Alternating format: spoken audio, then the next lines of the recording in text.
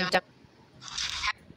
Yes, regardless of poop problems specifically, hemorrhoids can be a symptom of impaired pressure control or poor intra-abdominal pressure control. So very commonly, people will message me or I'll see people talking about hemorrhoids flaring up after a heavy leg day or heavy weightlifting, which just really signals that we are not controlling our pressure up and out and off of the pelvic floor, but it's settling down there. It could also be related to pelvic floor tension because we do have muscles that wrap around the rectum. And so if there's too much tension causing compression and swelling in that area, it could be related to that.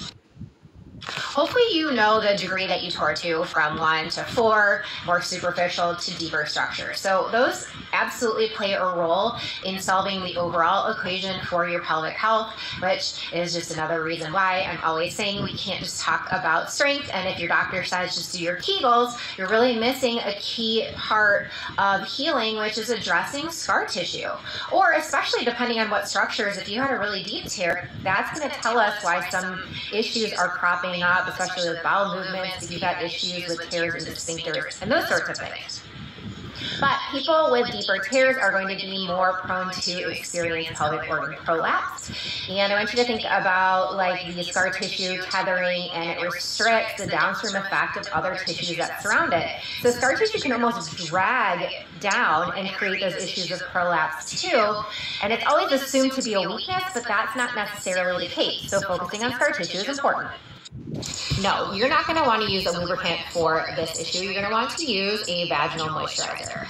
So with menopause, postmenopausal, it's the decrease in estrogen that's driving these tissue changes and dryness. So strong hormonal component, obviously, and considering hormone replacement therapy is a really key part of addressing a lot of these issues.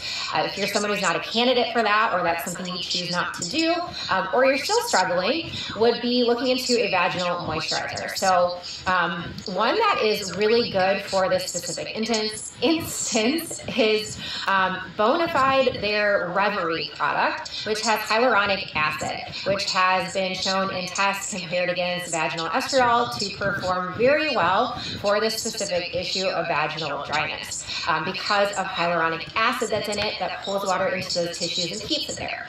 I'm going to put a link where you can read about that. I am not a fan.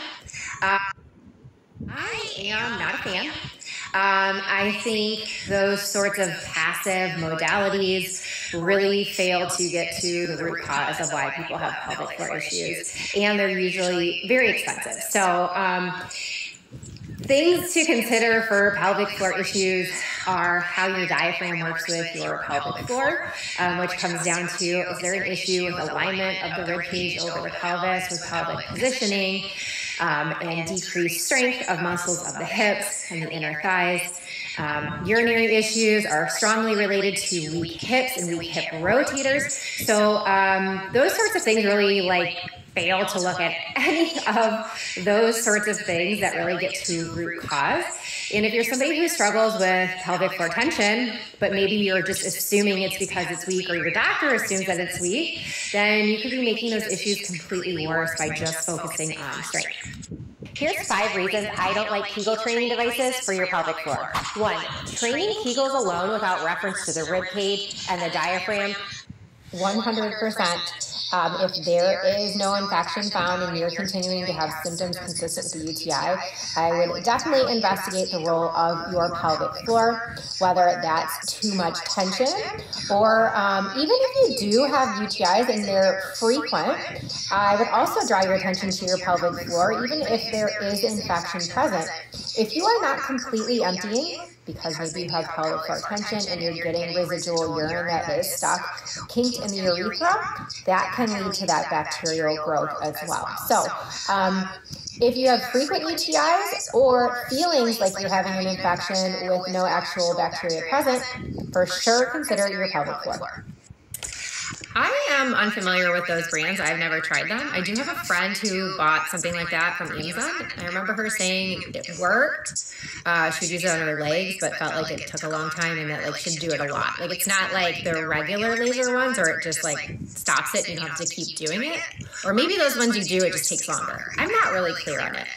I, for my bikini line, did the real deal at a med spa a couple years ago. So worth it. Life-changing. Really good decision.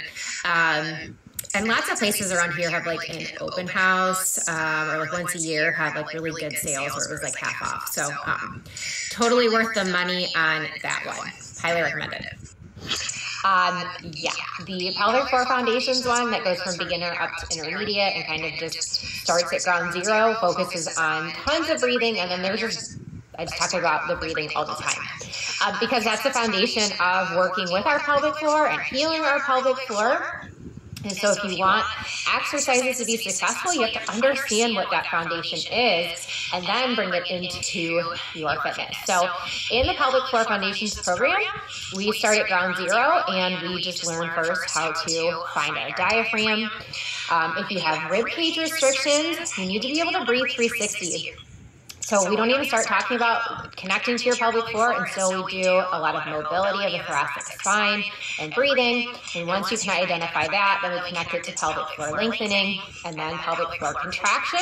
And then we just continue to build from there. I love these messages. I love when I positively impact people's bowel and bladder health. Like when people tell me they think about me on the toilet all the time.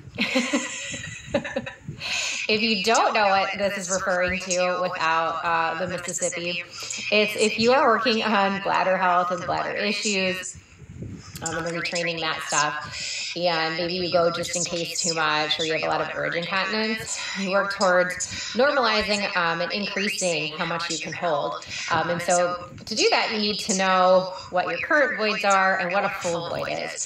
So a full void would be, if you can count 1 Mississippi, 2 Mississippi, up to 8 seconds or longer, then we would say you have held your peace sufficiently long enough. If it is shorter than that, then you can work on holding for longer. So the support cords give you compression up against the perineum for like symptoms of heaviness and feelings of falling out. And then some of them say that like by this compression, they're activating the pelvic floor muscles and trying to get them to work to give you more support. It's more of a, in my opinion, like helping you get through those periods of increased symptoms or while you're actively working on healing it and not as like the long-term solution. Long-term, if you needed support for that prolapse, I would highly recommend a pessary, which actually provides that internal support instead of the compression shorts, which are just that exterior compression to help those feelings. Does that make sense?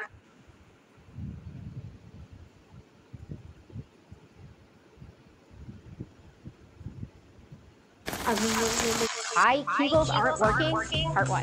Because your posture looks like this. When the pelvis is anterior, the front of your pelvic floor is lengthened, descended, and